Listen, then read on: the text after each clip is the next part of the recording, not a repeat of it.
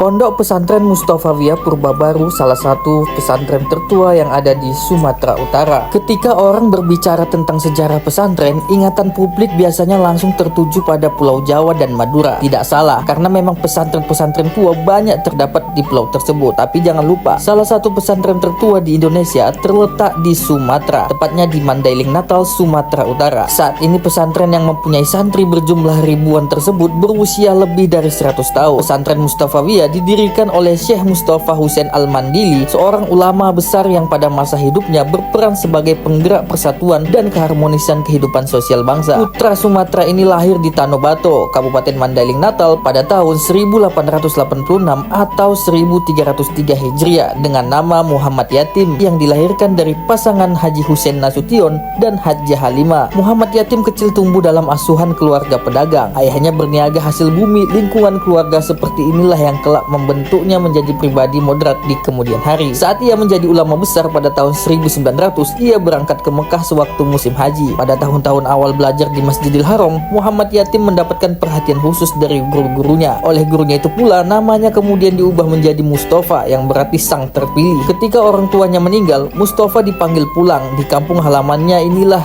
ia kemudian mendapat julukan Syekh karena kealimannya. Oleh ulama setempat yang bernama Syekh Muhammad Syekh Mustafa diberi kepercayaan untuk mengisi majelis pengajian yang telah diasuhnya belasan tahun lamanya. Di bawah bimbingannya, peserta pengajian bertambah pesat dari wilayah sekitar. Ia kemudian mendirikan pondok pesantren pada 1912. Lebih dari 100 tahun yang lalu, pesantren itu berkembang pesat, muridnya ribuan. Orang-orang menyebut pesantren yang bernama Mustofawiyah ini dengan sebutan pesantren purba. Mengingat lokasinya yang berada di Purbabaru, lokasi ini dipilih karena lokasi pesantren sebelumnya pesantren pernah diterjang banjir besar. Pesantren purba dikenal dengan ciri khasnya yang unik. Murid-murid pesantren ini akan mendirikan gubuk-gubuk kecil yang jumlahnya ribuan. Santri belajar menjadi pengusaha, pedagang, dan petani. Syekh Mustafa dikenal sebagai guru yang mengajarkannya santri untuk menjadi pengusaha, pedagang, dan petani yang sukses. Ajaran ini tentu berbeda dari kebanyakan doktrin ulama sebesar dirinya. Hal itu karena sisi moderat yang dibentuk oleh keluarganya. Ya, itulah cerita sedikit dari sejarah pesantren Mustofawiyah Purbabaru yang ada di Mandailing Natal, Sumatera Utara.